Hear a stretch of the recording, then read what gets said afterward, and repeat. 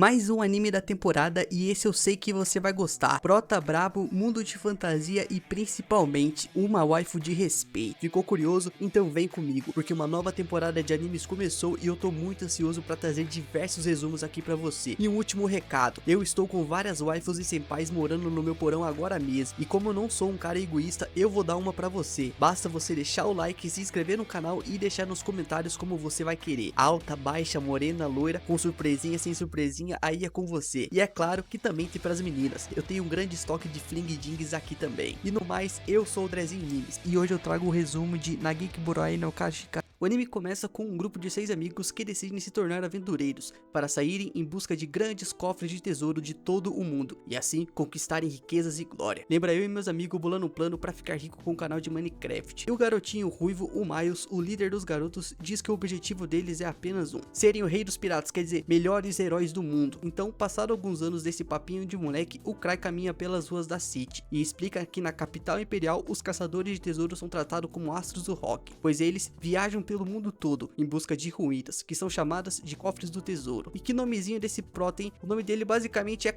Mas em contrapartida, ele diz que esse trabalho é extremamente arriscado, pois os heróis estão em constante conflito contra monstros chamados de fantasmas. E seguindo mais adiante pela capital, o Cry comenta sobre um clã chamado First Step, que é considerado um grupo de altíssimo nível dentro da capital, e eles atualmente estão conduzindo entrevistas em um bar, com o intuito de angariar novos membros para o clã. E seguindo mais adiante, ele explica sobre a dinâmica dos clãs, que funcionam basicamente como uma sociedade de membros, que beneficiam a todos, basicamente comunismo. E Cry afirma que há um certo limite até onde os caçadores podem ir sozinhos, pois depois de um tempo a parada vai ficando séria e barra de aguentar lá ele. E por isso é recomendado que um caçador entre em um grupo, para que assim ele possa ficar mais forte junto com seus companheiros. Mas no caso dele, o Cry tá na deprê, pois não foi capaz de encontrar nenhum grupo que o aceitasse, até que de repente, enquanto ele está na fila, uma garota o chama, perguntando se ele também está atrás de um grupo. Obviamente, né, minha filha? Dito isso, ela olha pra ele e se apresenta como Ruda Rudebeck, e diz que acabou de ser promovida para o nível 3 de aventureira, e nesse momento ele se apresenta como Karai Andrew, haha. Porém, como ele tem medo de mulher, o cara deixa a mina no vácuo, esse prota é poucas ideias. Porém, essa mina finge que nada aconteceu e ignora esse detalhe, então ela simplesmente começa a contar sobre a vida dela, e comenta sobre um cofre chamado Ninho do Lobo Branco, que ela tava tentando conquistar, e que como ela enfrentou diversas dificuldades, ou seja, ela não conseguiu, resolveu fazer parte de um grupo, para assim conseguir avançar mais como caçadora. É, mano, tem que ter os teus parceiros de farm, né? Quer farmar sozinha e dá nisso. E no meio dessa conversa, ela é interrompida por um homem que começa a desdenhar dela, dizendo que aquele lugar não é para caçadores fracos, imprestáveis, inúteis, lixos e escória como ela, pois na capital, estar no nível 3 não significa lá muita coisa. Mas como essa mina é foda, ela não vai deixar esse cara fazer mansplaining com ela. Então o Rudo corrige, dizendo que as vagas para entrar no grupo não exigem nível mínimo para se candidatar. Mesmo assim, esse cara é um otário e continua enchendo o saco. Então, ao ver que ele não vai deixar a mina em paz, ela o desafia para a porrada. Enquanto isso, o nosso prota só quer ficar de boa e não ter nada a ver com aquilo. Mas nesse momento, dois representantes do grupo notam uma movimentação estranha na fila e pedem para os dois se acalmarem. Caso contrário, eles perderão a chance de entrar no clã. Além disso, informam que os caçadores jamais devem sacar as suas armas em público, como essa mina fez. Dito isso, Ruda finalmente entra no bar com Cry, onde ocorre a seleção dos caçadores, e ela fica impressionível com o calibre dos caçadores à sua volta, e já que é a sua primeira vez ali. E contando isso a Cry, ele responde que já é sua quinta vez naquele lugar, o humano já é de casa. Ao voltar a observar os caçadores, Ruda nota um grupo específico e pergunta quem eles são, e Cry informa que eles são a Ark Brave, filhos do Espírito Santo, amém. E entre os grupos que estão recrutando, eles são os mais fortes de todo, afinal conseguiram completar o cofre de nível 7 com apenas 6 membros, portanto eles podem ser considerados um grupo da mais pica das galáxias da Alta Elite. Além disso, Cry aponta para uma pessoa sentada e diz que ele é o líder do grupo, um sujeito chamado Ark Brooding, e caso ele aceitasse um caçador como membro de seu grupo, o sucesso desse mano era garantido. No entanto, Cry afirma que o nunca viu aceitando novos membros em um evento como aquele, e no meio da conversa eles são interrompidos pelo babaca de antes, que novamente vem encher o saco, que nota a dúvida de Ruda sobre a mesa vazia no evento. Então Greg explica que aquela é a mesa do grupo que criou o clã First Step, chamado Strange ou Stranger Griff, que no caso são um grupo de jovens que chegou à capital anos atrás, e como eram repletos de talentos, o grupo se tornou um dos mais respeitados da capital. Nisso, Cry informa que este este é o grupo de seus amigos de infância. Eita, plot twists. Greg também comenta que o Stranger Griff está aceitando novos membros e explica que o local está mais cheio que o normal. E de repente, um garoto ruivo começa a gritar no meio do bar, pedindo para ser aceito na Stranger Griff como um dos seus membros. E ao ouvir isso, Tino vai até ele colocá-lo no seu devido lugar, dizendo que ela é quem merece entrar no Stranger Griff. E nesse momento, todos ao redor tiram as mesas e cadeiras do caminho, para que os dois possam entrar na porrada à vontade, já que quanto menos candidatos, melhor. E ao ver que o problema está prestes a começar, o Cry quer meter o pé dali do bar, pois não quer ter nada a ver com essa treta depois. Nisso, de repente, Tino nota a presença dele e vai até Cry perguntando o que ele está fazendo ali. Ah não, mano, catapimbas, meu, olha essa mina, velho.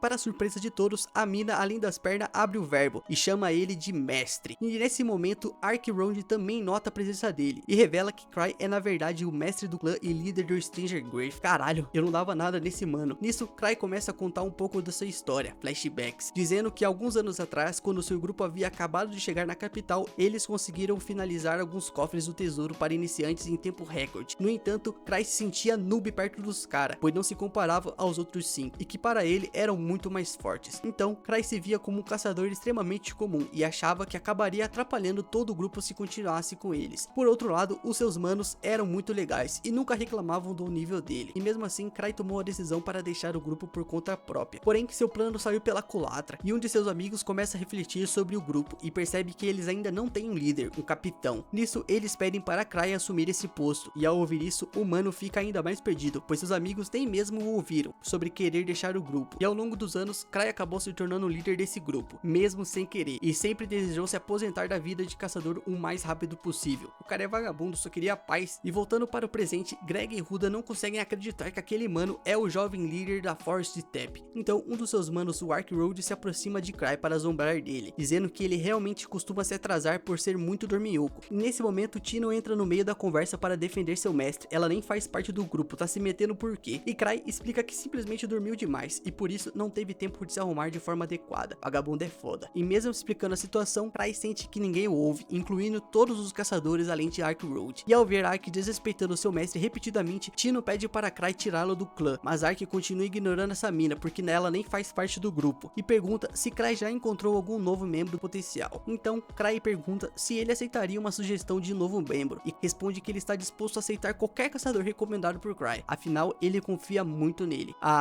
Essa babação de ovo aí. Tino fica honrado em saber que Cry poderia escolhê-la, mesmo já estando decidida a se juntar ao clã. No entanto, Gilbert começa a chamar a atenção para ser escolhido, e ao analisar o estado desse mano, Cry percebe que ele não seria lá de grande ajuda e se inútil, mas acredita que o garoto poderia ser lapidado, igual Justin Bieber, através de um treinamento e umas festinhas com Ark. No entanto, Cry percebe que também não tem experiência para avaliar ninguém, e por isso qualquer sugestão sua seria um tiro no escuro, já que ele é um fracote. Então, Cry decide sugerir Gilbert, mas antes disso, ele explica ao garoto o que considera mais importante para um caçador, a força, e ele ressalta que se faltar força para um membro, todo o grupo pode ser colocado em perigo, e Cry pede para o garoto demonstrar a sua capacidade de nunca perder, pois sob essa condição ele o recomendaria para Ark Road, e Cry afirma que nunca perdeu, mas logo pensa consigo mesmo que nunca teve uma luta de verdade, então isso facilitava as coisas, e em seguida faz um anúncio a todos do salão, dizendo que recomendará para Ark Brave aquele que conseguir obter um tesouro. Então ele tira seu anel e joga em direção aos caçadores, que começam a brigar por ele. Então o anel do cara cai no colo de Gilbert, mas Tino age rapidamente dando um chutão na boca do garoto, jogando ele pra longe. No entanto, Tino também acaba perdendo o anel do Cry, e Cry aproveita que todos estão procurando seu anel e vai embora pra casa. No dia seguinte, ele lê nos jornais sobre a confusão que houve durante o recrutamento da Ark Brave, que acabou destruindo o bar inteiro, e embora nenhum civil tenha se machucado e vice-versa, a vice-mestra do clã, Eva Rinfield, informa que a associação de aventureiros quer uma conversa sobre o que ocorrido, e ao saber disso, Cry pede para ela colocar o conceito do bar na conta do Ark, e ele também joga a responsabilidade de ir falar com a associação de aventureiros no colo do mano. No entanto, Eva informa que a associação quer falar especificamente com ele, e ao ouvir isso, Cry decide ir, pois teme que o Tenente Gark o procure caso ele não vá. Eu já ouvi esse nome em algum lugar, eu tenho certeza. E Cry pede então para ir com uma escolta para evitar ser atacado, mas Eva lembra que ninguém fará nada contra ele naquele momento. São 6 horas da manhã, o crime tá dormindo, e chegando lá, ele se desculpa por todo o problema causado, implorando para Gark ter piedade dele. Porém, o Gark diz para ele se acalmar, mas Cry continua pedindo desculpas, dizendo que apenas o prédio foi destruído, enquanto as pessoas saíram ilesas. Então, Gark explica que embora não tenha recebido nenhuma reclamação oficial, o clã First Step precisa servir como exemplo para os outros caçadores. Portanto, Gark diz que não pode deixar aquilo ileso, e ao ouvir isso, Cry percebe que terá que trabalhar em algum servicinho chato que a associação de aventureiros oferece para aqueles que não se comportam adequadamente. Esses serviços são chamados de pagar castigo ou serviço comunitário. Então, Cry tenta convencer Gark a absorvê-lo desse castigo, dizendo que não aprontou algo tão grave assim. Porém, Gark o manda seguir em frente e escolher logo a porra de um castigo para cumprir e calar a boca. Então, para fugir logo dessa situação, o Cry escolhe o nível 3, chamado de coleta de ossos. E após ele deixar o local, o Gark comenta com sua secretária sobre Cry e diz que ele continua com muita energia como sempre. Além disso, ele comenta que o humano escolheu a missão que aparentava ser a mais perigosa sem se importar com nada. Enquanto isso, Cry vai até Tino e descobre que ela foi quem achou o anel que ele havia arremessado naquele outro dia. Então ele a chama para ajudar em um trabalho da associação de aventureiros, mas ao ouvir isso, a mina simplesmente evapora na hora. Porém, logo em seguida, o nosso humano a encontra usando um de seus tesouros de rastreação. Então Tino reclama com ele, dizendo que ela queria mesmo era ser levado para tomar um sorvete. E conversa vai, conversa vem, eles falam sobre a missão, e Cry a tranquiliza, dizendo que ela irá com mais pessoas para cumprir a tarefa. Assim, a garota terá que formar um grupo com o Ruda para realizar essa missão de nível 3, enquanto Cry observa tudo com um sorriso bastante sádico.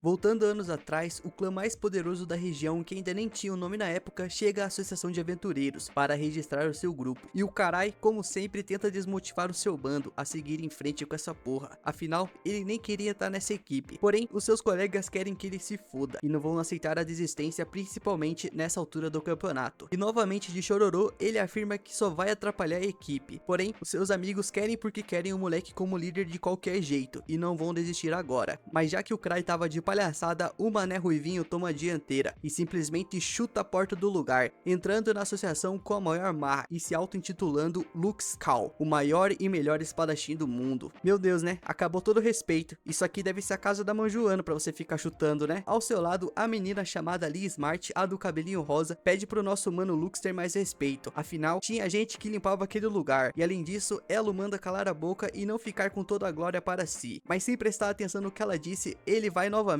e se apresenta humildemente como a lâmina mais poderosa do universo. Arrombado verso, eu diria. Só porque, como diria Cry, quem é forte não escolhe uma arma. E se Luke usa uma lâmina de madeira, certamente ele é o mais sinistro. Com certeza, né? Nada mais ameaçador que uma espada de madeira. Vai que ele espeta alguém com uma farpa, né? E sem ter onde enfiar a cara, tudo o que o Cry mais quer é que o ruivinho delinquente pare de mencioná-lo dessa forma para todos, pra não ficar com o nome sujo, né? Seja como for, a recepcionista pede pro nosso Cry registrar o nome e o símbolo do clã. Então ela passa um papel para o líder dos novatos. E segundo ela, o nome de uma equipe representa o espírito dela. E como esses loucos sonhador nem tinha pensado nesse detalhe, isso significa que Cry vai ter que inventar alguma coisa de última hora. Porém, na cabeça dele, um plano maléfico começa a se formar, pois essa seria a oportunidade perfeita para escolher um nome bem lixo para o povo desistir dele como chefe. Sendo assim, ele desenha uma caveira ou sei lá o que é isso e bota o nome do time como Stranger Grief, que em português significaria algo como estranha tristeza ou estranha aflição. Nisso, absolutamente todo mundo do time achou esse nome bem ruim, então o Cry usa isso como argumento para provar a sua falta de capacidade para ser líder. Mas assim que ele ameaça deixar o cargo, todos os seus amigos voltam atrás com essa palavra e decidem adotar esse nome como se fosse a coisa mais genial que existe. E convenhamos, é até um nome legal, né? Os manos da Stranger Grief, oh yes. E resumindo, foi assim o nascimento do clã Strange. E voltando para o dia atual, o Greg fica sem palavras. Se você não sabe quem é o Greg, é esse mano aí. Ao descobrir que de fato aquele garoto magrelo de expressão mortificada é o próprio mestre do clã das pegadas, conhecido como Mil Truques. A vida é cheia de surpresas, não é mesmo? E ao escutar esse nome, o Cry tem uma nostalgia, flashbacks, que esse foi o segundo apelido que ele recebeu como líder da Strange, porque os caçadores de tesouro mais prestigiados costumavam receber nomes especiais da associação e viravam ídolos. E mesmo com todo mundo dizendo, o Gilbert Bush simplesmente não consegue acreditar que esse moleque é tão incrível. Se você não acredita, vai embora e arranje outro grupo, seu porra. Então, Tino, que já não ia com a cara desse pivete, começa a reclamar com seu chefe, que não vai conseguir trabalhar com esse espadachim de meia tigela. E falando em falso, o próprio Cry se considera um sujeito mais falso de Zumbreia, porque se tem uma coisa que ele não é, é o mais forte da capital, como todos dizem por aí. Mas isso é culpa dos seus colegas de clã, que viviam com a boca no trambone, dizendo aos quatro ventos que a Stranger Grief é a última bolacha do pacote. Enfim, Cry pergunta se eles querem ou não a missão, e Gilbert é o primeiro a responder, e fala que tudo tudo isso não passa de uma piada, porque um peso morto desse estar no nível 8 é uma afronta. Meu Deus, cara, vai embora então. Nisso, o próprio Heterotop tenta avisar que o cara tá comprando briga com quem não devia, mas o espadachim não quer saber de ninguém pondo regra sobre ele. E por fim, Cry não demonstra o mínimo de interesse nessa discussão e tira Gilbert da missão. Dito isso, ele pergunta se Greg e Ruda estão dentro, e eles confirmam, mas o nosso mano Gilbert Lixo fica todo irado com essa situação e quer que o Cry implore por sua ajuda. Porém, o nosso prota quer que esse cara se foda e ele não tá nem ligando pra ele mais. Nisso, Cry pede para Tino avisar se precisar de alguma coisa. Então, ela aproveita pra avisar que precisa do seu mestre. Meu Deus, mano, se humilha mais aí, vai. Porém, ele deixa claro que isso não vai rolar, minha filha. E com tudo resolvido, Andrew se vira para ir embora. Porém, Gilbert puxa sua espada e desafia o Mil Truques, e que se caso perca, ele iria acompanhar o grupo. Cara, o que você quer tá mole, para de encher o saco e vai embora, porra. Nisso, o Cry, que tá pouco ligando, avisa que a líder do grupo é a Tino Shade, portanto, é ela quem vai enfrentá-lo. E sem papas na língua, a mina já se adianta e avisa que vai executar a punição divina contra Bush, usando a sua envergadura sensacional que ela desenvolveu com muito treinamento. Haja envergadura, hein?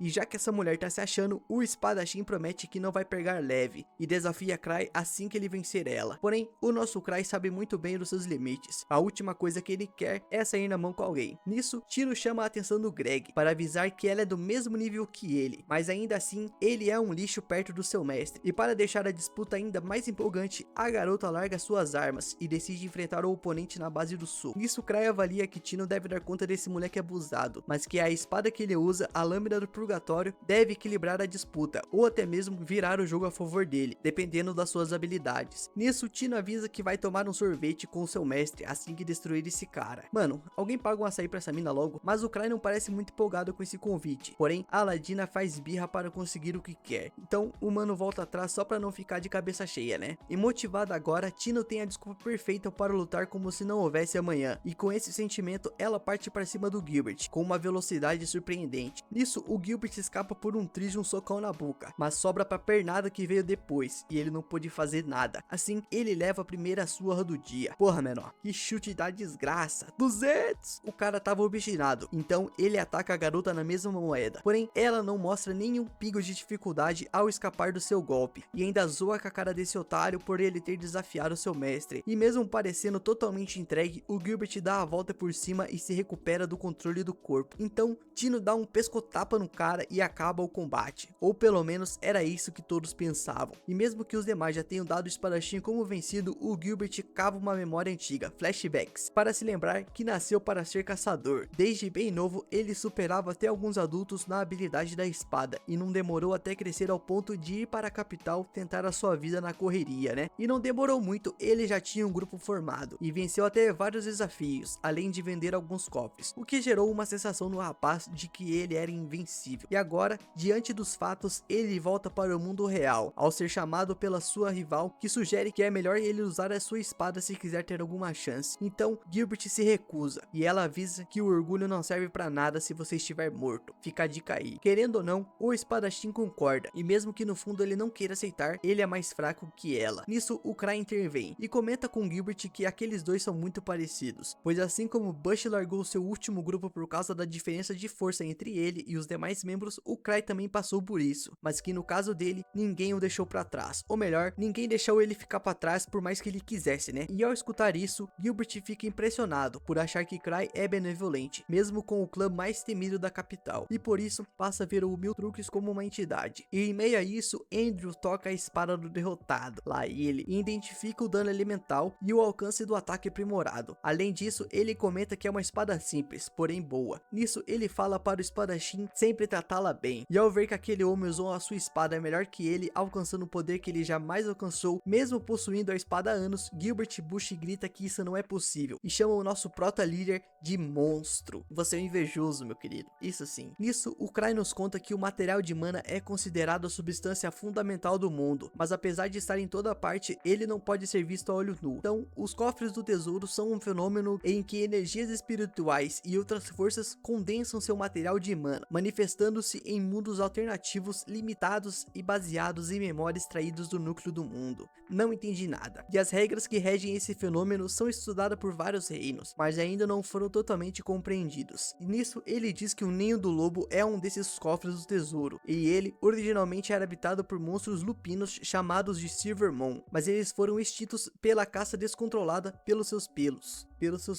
E depois, nesse cofre, apareceu junto um fantasma chamado Emang, em formato de lobo. E após ler essa matéria no jornal, o jovem fica com um certo medo e ressalta que um cofre do tesouro é o reflexo vingativo da história, e é um pouco demais. Nisso, Eva Handfield argumenta que foi o próprio pai que colocou o grupo nessa situação, mas ele garante que seus enviados têm nível para superar esse obstáculo, porque o cofre é de nível 3 e eles serão 4 pessoas, fora que Tino vai junto. A propósito, o garoto agradece pela mulher ter contado para ele que Gilbert Bush tinha saído do grupo, porque ele conseguiu usar isso na hora certa. Deixando esse assunto de lado, a aventura continua. Vicky, a mestre do clã, menciona que o mestre deu um showzinho com a relíquia na sala do treino, e ele responde que foi fácil de controlar, até porque Gilbert conseguiu usar um pouco, mesmo sem ter muito conhecimento. E por falar nisso, o Cry adora colecionar relíquias com seus poderes e formatos mais variados. A propósito, ele adoraria saber se Bush venderia a lâmina do purgatório, e escutando isso, Eva perde a paciência e ressalta que o chefe já tem várias relíquias parecidas com aquela espada, e que ainda por cima ele pegou um empréstimo em Citri por conta de dívidas, mesmo recebendo uma comissão igual entre todos os membros da Stringe. Nisso, ela diz que o clã não produz dinheiro infinito, e para completar, sem graça nenhuma, Cry procura um argumento para rebater, mas só consegue lembrar que precisa de alguém para recarregar as suas relíquias. Por isso, ele vai até um dos seus aliados, e enquanto a mulher fazia o recarregamento, um homem contava que um fantasma em formato de lobo apareceu perto do ninho do lobo branco e destruiu uma caravana inteira escoltada por nível 3. Nisso, o Cry acha que seus enviados vão cuidar disso sem problemas, mas o homem salienta que os fantasmas por lá estão ficando mais fortes, e nisso a mulher complementa que Rudolph Devil, um poderoso lanceiro de nível 3, também deu as caras por lá, e Cry lembra que esse cara está na lista de procurados de um trabalho que ele pegou na guilda, e com medo dessa missão fracassar, o líder espera que Gilbert tenha recarregado a lâmina do purgatório. E por falar na equipe, eles já estavam a caminho do ninho, e Tino não melhora o ambiente ao revelar que deixou um testamento antes deles partir, porque seu mestre enviou ela para essa missão, e isso queria dizer que não seria nada fácil, e de toda forma ela acredita que Andrew jamais daria para ela um grupo aleatório. Por outro lado, todos os outros membros acham que essa equipe é a mais aleatória possível. Mesmo assim, o Gilbert topou o trabalho, porque o mestre já sabia o motivo dele ter saído do outro grupo antigo. Então, Tino explica que aquele cara é um gênio da dedução e possui um vasto conhecimento sobre a capital e seus arredores. Por isso, com certeza, ele deduziu esse fato a partir das falas de Gilbert, mas Nuda duvida bastante disso. Porém, Greg calcula que apenas uma mente metódica como essa poderia ter calculado friamente aquele episódio no bar. Meu Deus, mano, quanta babação de ovo. E aproveitando esse discurso, Tino reforça que o mestre calculou tudo para que essa missão corresse bem e sem maiores sustos, e que jamais enviaria um grupo para a morte sem pensar. Basicamente, cala a boca e confia no plano. E falando na morte, após ter enviado o grupo para a morte sem pensar, o peso na consciência bate forte no Cry, e ele decide chegar neles a tempo de mandar todos abortarem a missão. Nisso, voltando à equipe, eles mal chegam no local e já dão de cara com um fantasma de espada e escudo, em um nível bem acima dos humanos. E enquanto isso, Cry procura por relíquias no meio de uma bagunça sem fim, e Eva briga com ele por estar levando um Citra Slime, que é proibida pelas leis imperiais, mas o garoto não pode perder tempo e diz que vai ter que apelar. Sendo assim, ele pega essa relíquia quebrada e desregulada e sai voando, o que poderia fazer desse o último voo da sua vida. E esse foi o resumo do segundo episódio de Shinigami Town. E se você gostou, deixa seu like, se inscreva e comenta aí o que tá achando. No mais é isso, até a próxima, meu rei. Falou!